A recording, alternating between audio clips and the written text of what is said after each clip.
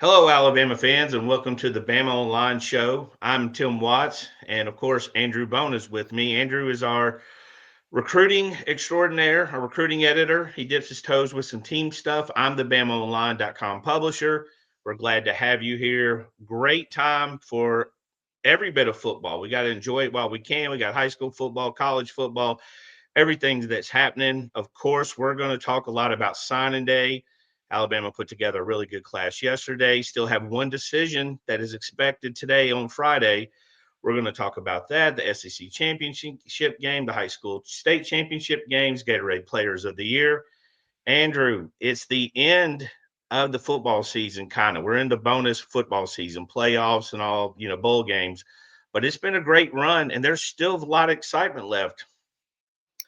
Yeah, no doubt about it. I think that people were really excited on signing day. You kind of finally get to the point, to the end. I mean, we cover it, obviously 365 days a year, and even beyond that with this 26 class, a lot of those guys were getting recruited, for the last couple of years, and were offered by Alabama, as soon as Coach DeBoer and the new staff arrived. So it's kind of good to get to the end of this cycle, and not too many. Not too many big surprises, on the Alabama end. Most of the hay was in the barn, heading into the season. So I think, as of today, as of this morning, there's 21 signees on Alabama's board. They have the number 5 recruiting class in the country, according to the Rivals team rankings. So you have to really like where Alabama sits, right now as far as today, number 2 class in the SEC. That can change, as we know, Oh, my goodness. throughout the day, Yeah. and we've seen that kind of throughout the week. But Alabama's kind of stayed in that 5-6 range, even with some losses, even and then some gains this week. So still kind of wait and see what happens with one other guy today, and where they end up, finishing as the early signing period comes to a conclusion. Yeah, 2 points you made that were perfect. One, me and Andrew watched the team rankings probably closer than most people, but if you have been watching them like us, 5, 6, 7, 7, 6, 5. I know that 6, 7's a running joke now with the kiddies, but it definitely was going back and forth. At any moment, I text Hey, Andrew, not just the kiddies, also the the adults. college football commissioner Okay. or playoff commissioner, whatever you want to call them. Another great point is Alabama skipped a lot of drama. And hats off to Kalen DeBoer and Courtney Morgan. I think it starts there. We've always talked about them pulling the trigger, getting out of a situation that they feel is uncomfortable, could go sideways. Because right now you have guys committed who have signed, who are griping about having been forced to sign. You got guys who had coaching changes at the last minute. Brian Hartline, shout out, what a great recruiter he is. He made everybody doubt going to Ohio State, but Alabama skipped a lot of that. Now, earlier in the week, we did cover some drama with J.J. Finch, a guy that's been committed to Alabama since June. Didn't take any visits, and all of a sudden he visited Alabama. He visited Tennessee. Our own Steve Wiltfong gets an interview, and he said basically Alabama's here and Tennessee's here, and we were like, wait a minute. I think Alabama looked at that. We get down to Sunday, and we reported that Alabama made some changes and found another guy they wanted to go after that wanted to be in the class. Yeah, I mean, stuff like that's going to happen, in the final hours. But I think with Finch, at least they were kind of aware, 3 or 4 weeks ago that Tennessee was still very much in contention, especially after going over to Knoxville at the end of October, and then kind of hearing what he had to say, to reporters, and some of that stuff, they have to really pay attention to, because a lot of times when they're having conversations, hey, yeah, I'm solid, coach, don't, nothing to worry about, I'm 100%, and then all of a sudden things start to shift a little bit. So I think things worked out well for Alabama. Regardless, they signed 5 defensive line commitments. This week.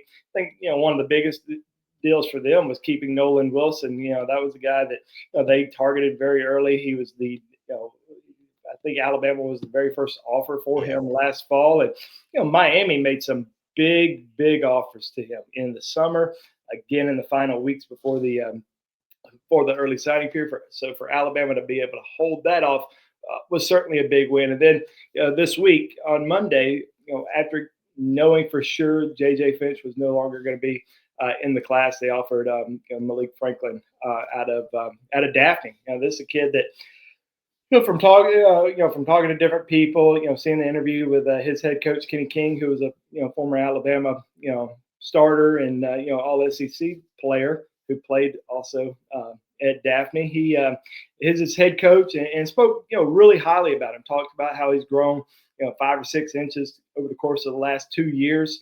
Didn't really get a lot of playing time last year, but this year, really came onto the scene. I think he had over 75 tackles. He broke the Daphne sack record, high school sack record this season, which was kind of surprising. That I need to watch their defense a little bit more, I guess. But they only had the sack record was 11, and that's what Franklin was able to get.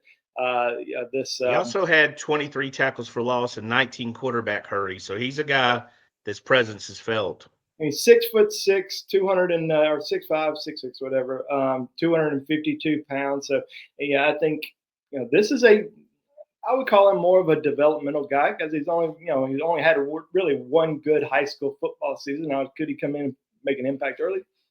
Maybe, but he is a guy that's coming in during the summer.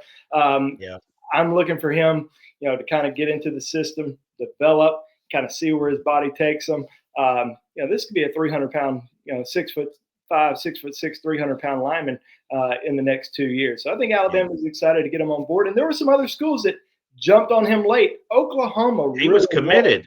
He was committing to Oklahoma. He went to an official visit the weekend before, and Jim Nagy put out a hashtag Bama Sooner. Mm-hmm. Probably should have put out Bama later. It's a little too sooner on that one. And then Alabama went in and got him. The one thing I like here is that now Alabama had their defensive line set. They had the numbers they wanted. But Courtney Morgan flew out to see this guy play live. So this isn't a guy that they just offered in the last hour. This is a guy they've known about, they've recruited, they've been talking to. He also had Georgia Tech, Ole Miss, Mississippi State, West Virginia. So he definitely had some offers. So we saw J.J. Finch. And with the J.J. Finch, it was kind of Alabama wanted an answer, and when JJ really couldn't give them an answer either way, they just said, hey, we want another defensive lineman in this class. And like you said, they've got other guys who might play a little bit early, but we said this about London Simmons. Developmental, small school, had to adjust, and this guy come out there looking like he's a fourth-year senior at times. Yeah. Let's go on to the addition yesterday as we broke. Alabama signed a running back, Trayshawn Brown from Huntsville, Texas. Now, we had not really talked about this guy at all. This was a guy Alabama had been watching. Gillespie came in. Alabama obviously knew who he was and came in, but that situation was, again, replacing Javari Barnett, who probably was more comfortable at Illinois, up and down season for him. Illinois was more financially invested in getting Javari Barnett, but they bring in this guy, and the reaction on the BOO roundtable was better than I thought, Andrew, because this guy was going to Boise State if he didn't go to Alabama, and Alabama fans were pretty excited to see him. Yeah, Boise State's had some good running backs through the years. So, I think that, this is a kid that, it's great to be able to get him at the last minute. And it kind of shows you that Alabama, did want to bring in 2 running backs. They weren't going to pay top dollar for 2 running backs, with Xavier Cole being pay top dollar for one. Yeah, pay top dollar for one, but you weren't going to pay top dollar for 2. And I think that was kind of the possibly one of the main factors with Javari Barnett, and plus he wasn't a mid-year guy. He was a guy that was going to come in during the summer, if that. And I think that Alabama, they have contingency plans. I think people don't realize that they have guys on their recruiting board, even guys that they haven't talked to, that they have on the list. Something happens one way or the other, they might give them a call, and that's what happened with Trayshawn yesterday.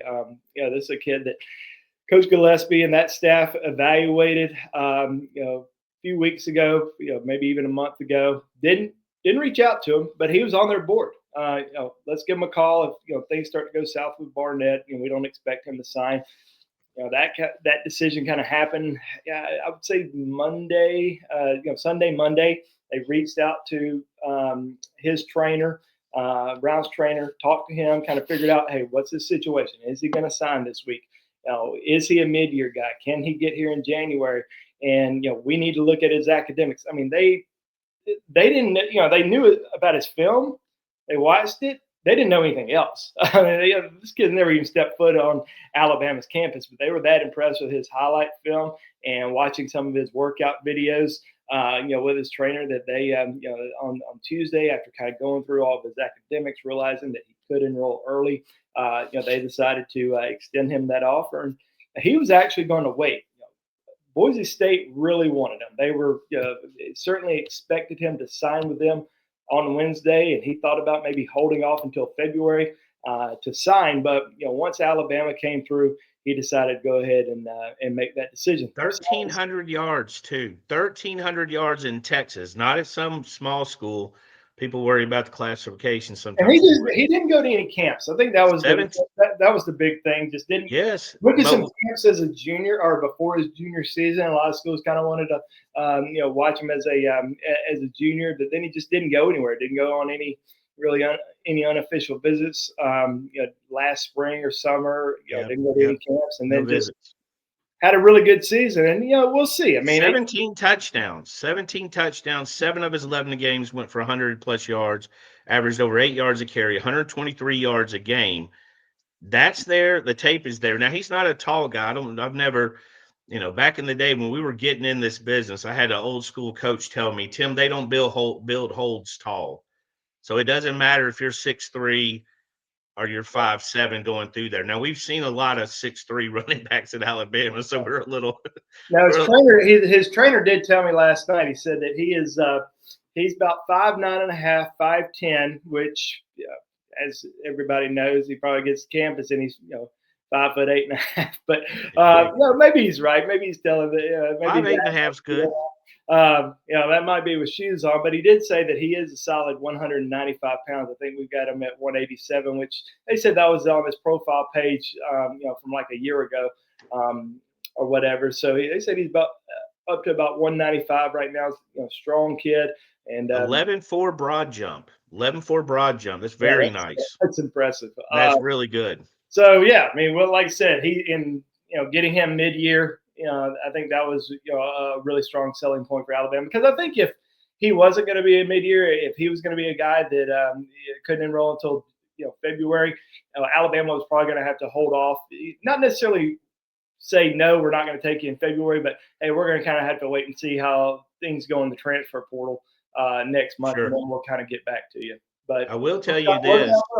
If he had a Bama offer and waited till February to sign, he'd have seen that offer list blow up. There'd have been a lot more eyes on him. For sure. It was surprising. I don't think anybody had a profile on him in any of the networks, which is rare for BOL and with On3, Rivals, and 24/7. Not to even have a profile on a kid like that. So definitely a thing. He had some offers too. So it was kind of surprising, but it didn't. Just a guy that, it's rare it happens, but it does happen. Before we get in, we got one decision we're going to discuss. Bryson Cooley. We're going to break that one down. I want to read a quick ad for you guys, and we appreciate you tuning into the BOL show. Charlie Potter, Blake Byler does a great job with team. Thursday, they had a SEC championship game preview. We have a lot of fun. Of course, you can find us on BamaOnLine.com. The roundtable message board where Andrew and I live. Let me read y'all a quick ad. It's hard to believe we're down to the last games of the season. We're in the bonus rounds, but football's not over. You still have the playoffs. You still have bowl games. You still have stuff you want to go to see. We're going to recommend the Game Time app. Often the most difficult task is getting the actual ticket. It's the most stressful part for sure. Waiting in endless queues, filling out forms, prices that skyrocket at checkout. All you want to do is be there, right? Just get the ticket and go. The one thing about Game Time app that we love is that the ticket's up front, the ticket price. You know what you're paying. You're not going to get to checkout and hit some hidden fees. I don't know how there's handling fees when you're no longer touching the ticket, but you don't want to run into that. All the fees are included up front. No surprises, no sticker shock at checkout. Take the guesswork out of buying college football tickets with Game Time. Download the Game Time app, create an account, and use code ON3 for $20 off your first purchase. Terms do apply. Again, create an account and redeem code ON3 for $20 off. Swipe, tap, ticket, go. Download the Game Time app. All right, Andrew, let's talk. So Sunday or Monday, we reported that Bama was in it for Bryce Cooley. We felt Bama was in that. He's committed to LSU. LSU had huge changes. Their offensive line coach was gone. This was a guy Alabama flirted with, brought him in on an official visit. He's top 200 type prospect, top 20 offensive tackle. We knew they would take one more if they got the right one. This is a guy they were very familiar with. Well, a day later, we put in our crystal ball pick, our RPM pick, that we think he's going to Alabama. We're very confident. Stevie Wilfong joined us on that. On Wednesday morning, we got word that Bryce Cooley was confused. Hey, and that's not surprising. He had a new staff at LSU that was recruiting him. Ole Miss, Mississippi State, Alabama. I can't even imagine how people were recruiting him this late. He took some time off. We reported later that day that he is planning to commit today, Friday. We think it's around 1 o'clock, but again, this is all a moving target, Andrew. So that's where we're at. Let's talk about Bryson a little bit, kind of how things shook out. Take us back to the summer on his official visits. Yeah, his recruitment from Alabama kind of started back in February when he first got offered it. Came in for a visit early March. I think he was in town early March, and then he came back for the A-Day game. It seemed like things were moving in the right direction there for Alabama, but LSU was really the front runner in his recruitment for a long time. I think he's got some family that are big LSU fans, and got a friend or two on the team from Laurel, Mississippi, who were I guess they're still there, but he's a guy that just was leaning towards LSU for much of the process and was a big target for a priority target for these schools. And we were told back in I guess it was back in the spring that Alabama would love to get Bryson Cooley or Malachi Lee, top 100 lineman that signed with Michigan. Those were kind of their top two guys. Wilson Zaire was another guy that they really liked a lot, and he kind of entered the mix as well. But they were really looking at those three guys, heading into June and July with these decisions, and they wanted to sign one of those three guys for sure, but missed out on all of them in June and July. Now they're getting back back involved here with Cooley, and it's going to be interesting to kind of see how things play out today. But like you said, we have predicted Alabama there. We feel good about the prediction. And, it would give Alabama 5 offensive linemen. I think four of them will enroll early. We did learn that Jared Doty, who was kind of on the fence if he was going to enroll early or not, top 100 lineman, he's going to have to enroll in the summer. But you get 4 linemen. You lose Sam Utu here recently, lineman out of California, who ended up going to SMU. I think he felt a little bit more comfortable over there, smaller school, as far as enrollment, and a little bit more of a church background. I think that was a big finances. Yeah, so there's a lot of different things get kind of added up, and so it's a good spot for him. Yeah, then Alabama gets Tyrell Miller, JUCO lineman, who's now ranked the number 2. It's a big boy. That's a big fella. I mean, kind of I wouldn't say a raw prospect, but he's only been playing for the last 3 years. He plays at one of the top JUCOs in the country at College of San Mateo in California. Former basketball player, 6'5", 300, and now with Cooley, you get him on board. You absolutely love your offensive line class. When you had 3 linemen a few weeks ago, and now you potentially end up with 5 overall, and guys that you really want. Chris Booker, who was offered very early in the process. You got Bear Fretwell, who they offered and evaluated after the summer camp. Jared Doty, who emerged in the season, chose Alabama over Georgia, Ohio State, Auburn, some other schools, and then potentially Tyrell Miller, like I said, Oregon, Cal, both wanted them, and potentially Bryson Cooley, who was a really hot target. Once Brian Kelly was fired, and then the offensive line coach Brad Davis. Look, Alabama fans, you are not allowed to gripe this year about the offense or defensive line if Alabama gets Bryson Cooley. That's 5 on both sides of the ball. Old school Bama fans love the trenches, offensive or defensive. And I think they've got a good job. And these are some big jokers. These aren't, these are some monster-sized guys that they're going to get. So certainly waiting on Bryson Cooley. A pretty elite prospect. And again, you make a good point. The one thing I think you have to appreciate about this Bama staff is they're persistent. They cover every base. Courtney Morgan leads the way. Leads the way. A lot of guys in the back office. All the coaches do a fantastic job of recruiting. But like you said, it's almost like that episode of Seinfeld, Even Steven, where Jerry throws a 20 out of the window and finds a 20 in his pocket.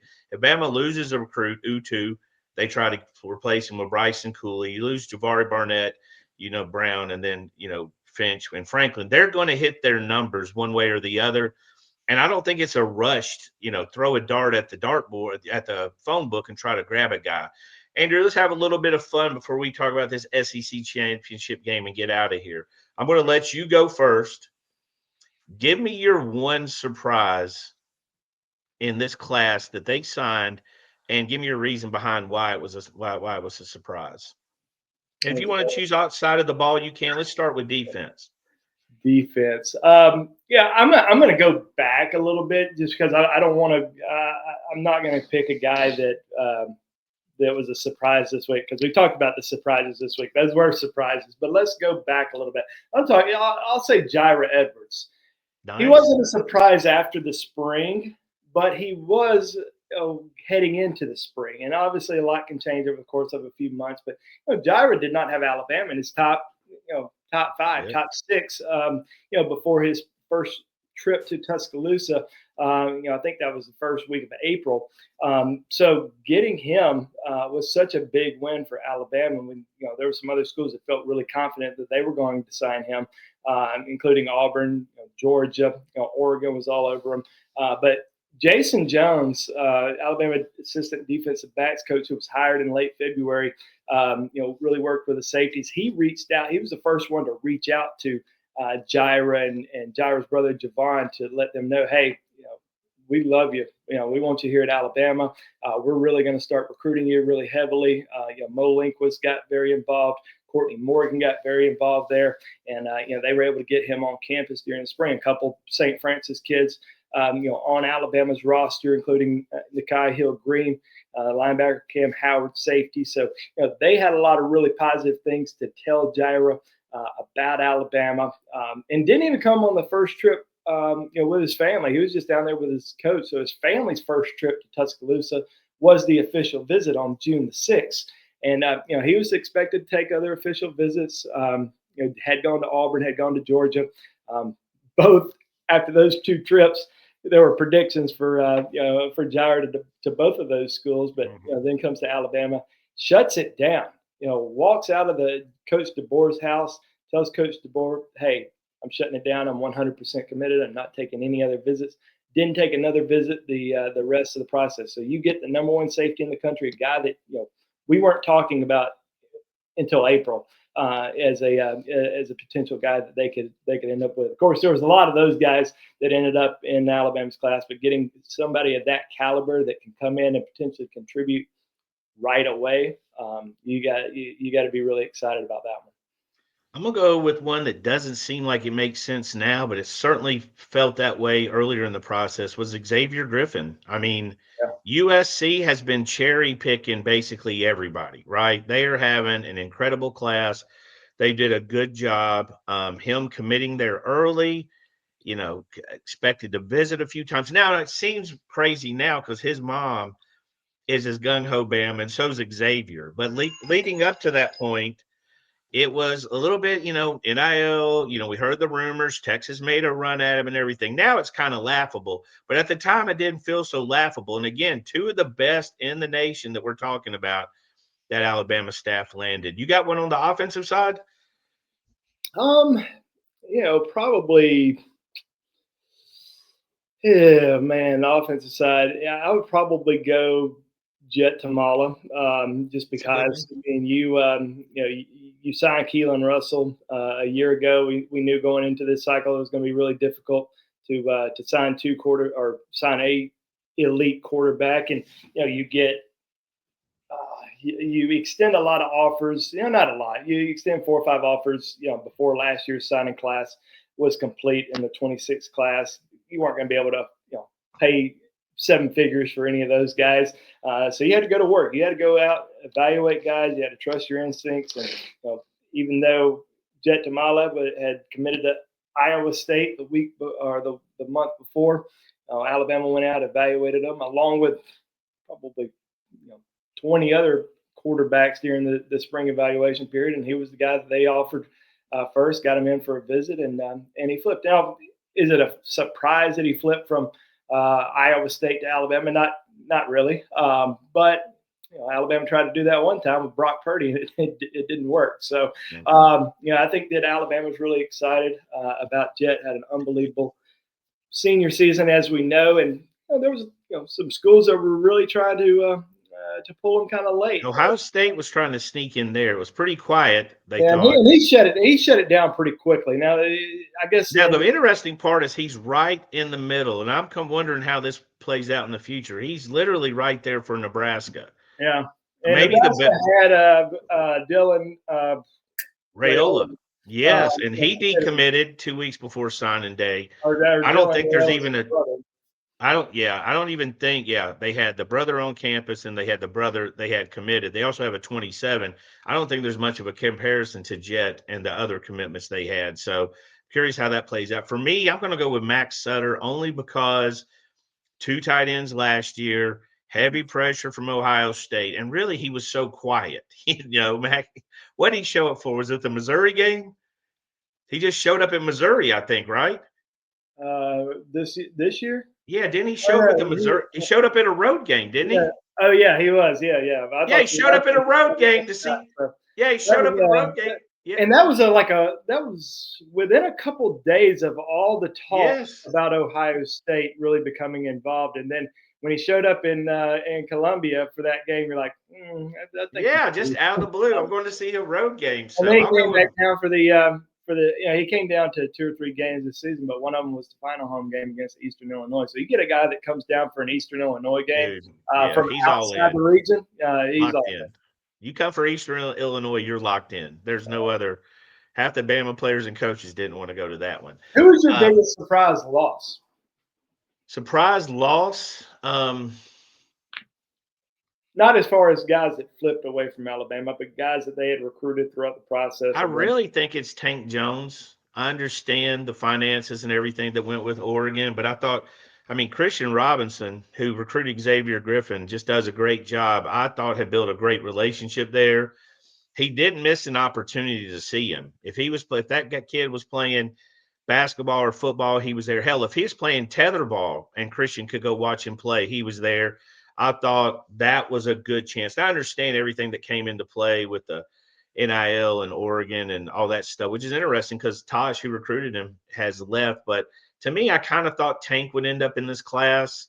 I see why he didn't, but early in the process, I kind of had a penciled in. And a few weeks before he committed to Oregon, he said Alabama was his leader. Who's yours?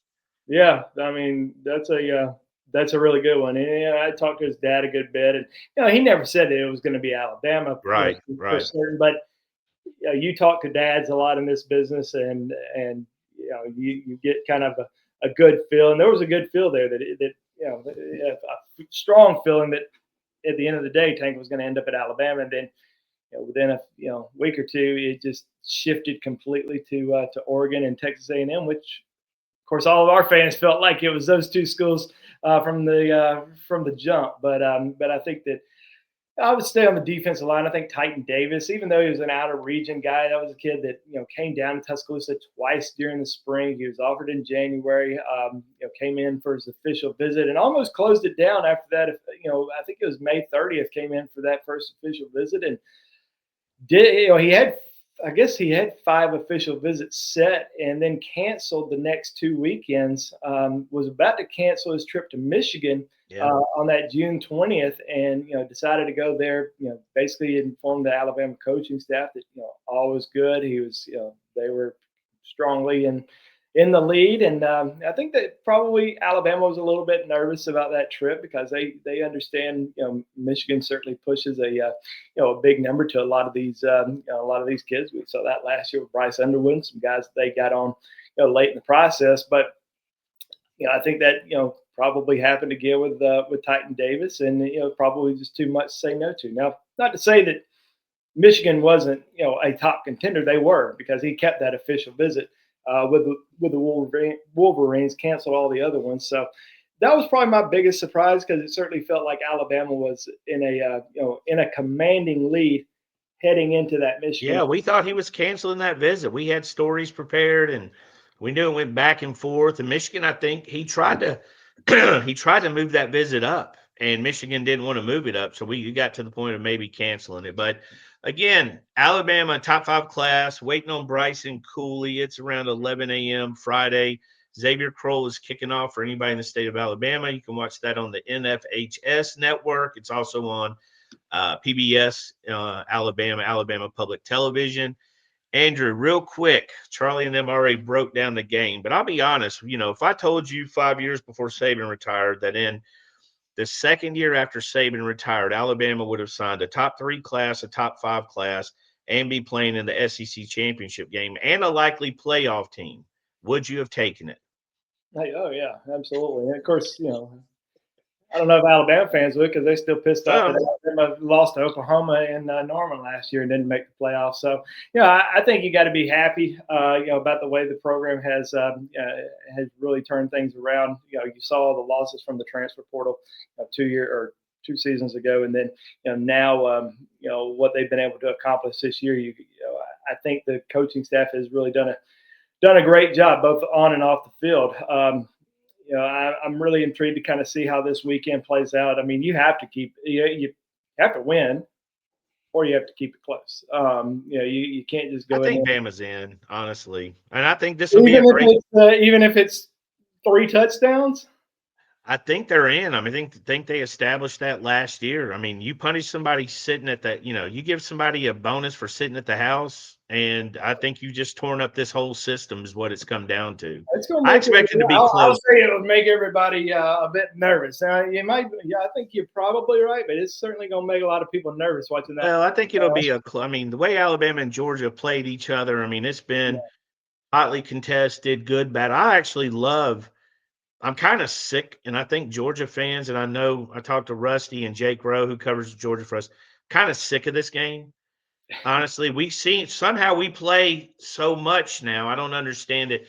I personally, like, if I'm an outsider, I probably wanted to see Ole Miss in Georgia or Bama and Texas A&M, honestly. But we're playing it. If you're playing it, you might as well win it. That's right. Hey,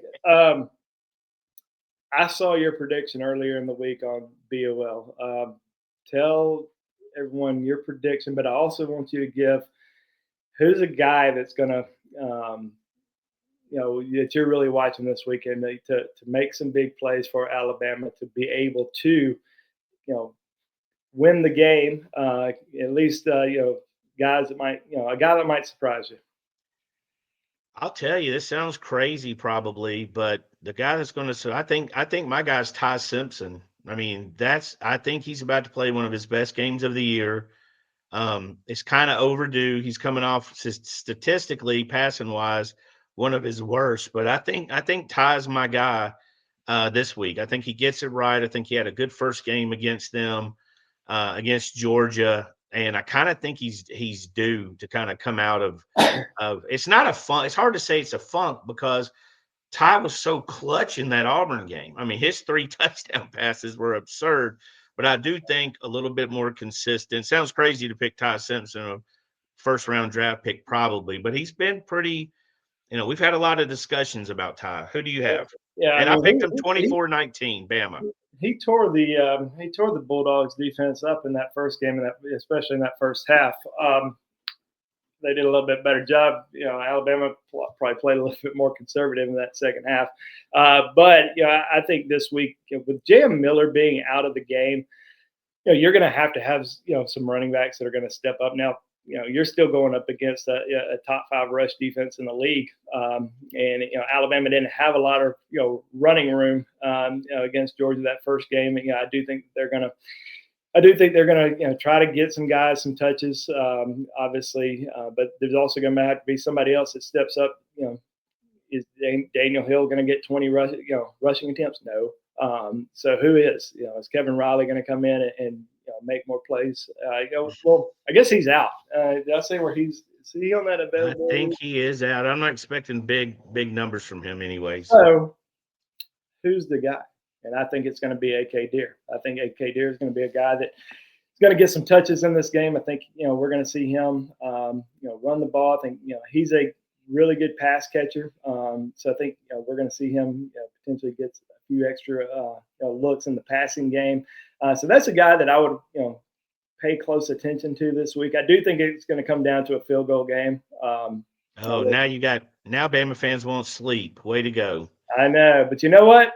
Talty was clutch in Jordan Hare. Hey, listen, Alabama needed both of those field goals last week. Had to have them. Losing, winning by 7 points, you hit 2 field goals, 2 for 2, especially after getting booed, the previous week. Yeah, that's rough. So I do think I'm not going to say Talty is going to be the difference maker in the game, but I do think it's going to come down to a field goal, and obviously that can make the difference. But he made a clutch one against Georgia last game. Even though it was in the first half, the game was still decided by 3 points. So that was a big kick. I think the score of the game, I think I predicted 24-23 Alabama. I was in that ballpark. I try to mentally give myself a little bit of field goal cushion. So now you win 11 out of 12 games against Georgia, and Kalen DeBoer goes 3-0 against Kirby Smart. That is shocking, to say the least, because I don't think anybody would have expected that, especially if you go into Atlanta, which it has been a second home to Alabama, but you go in and win 2 games in the state of Georgia, in 3 months against Georgia. I mean, that's a tough task, but I think Alabama digs down deep. They know. I think they think that they're in the playoff regardless, but they want to know for sure they're in the playoff. Oh, they want to win it. That's the one thing. That's go out there and win this game. Georgia's in, regardless. Georgia and Alabama and other programs too. But if there are only 2 programs in the SEC who understand an SEC championship, it's definitely Alabama and Georgia. Mm-hmm. I know there's others, but if there's only 2, it's those 2. They know what this means. You get home field, you get a bye, you get all kind of stuff happening. Anyways, we appreciate your time. Thank you. Be looking for Bryce Cooley. Commitment today. You can find the coverage on BamaOnLine.com. We're at $1 for the first week or whatever. We got great promos going on. There's a lot happening. Everybody's like, well, it's the end of the season. No, it's the start of the playoffs, and the portal window is going to be like 50 weeks of football recruiting crammed into 2. You're going to get all of that portal stuff there. You can find me and Andrew arguing nonstop on that roundtable message board. Andrew Bone, walk us out of here. Yeah, I mean, thank you so much for watching our show today and listening to it. Whether it's on a podcast or you're watching the YouTube channel, come over to BamaOnLine. Not only do we just have a great signing class. We've got a lot of content coming out. We got interviews with a lot of these players that we haven't posted yet. We got class grades. We got superlatives. Everything you need to know about the 26 class, and we'll start getting to work on 27 here pretty soon, probably after the transfer portal. So a lot going on in the a lot going to be going on over the course of the next month. Alabama basketball. They play Arizona next week, right? So the 13th. When is that? 2 wins. That's next week. Yeah. Is it Wednesday? Yeah, it's Wednesday. Yeah, it's next Wednesday. They had a good game against Clemson. Play a top 5 Arizona team. Nate Oates is a madman. He's a madman. So we got a lot happening on BOL. We'll be talking more about the signing class on the show, over the next few weeks. It's going to be kind of slow on the recruiting front, so we'll talk a lot more about the signing class. In the live update, Xavier Kroll just scored a touchdown in the state championship game on the first drive. That's Gatorade.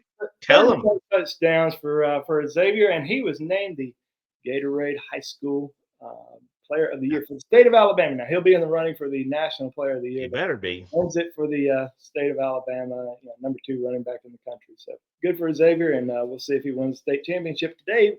And Trent Seaborn won his 3rd state championship at Thompson. I think it's 8 straight championship games for Thompson, and Trent's been there And has 4 won straight. and won 7. No, excuse me.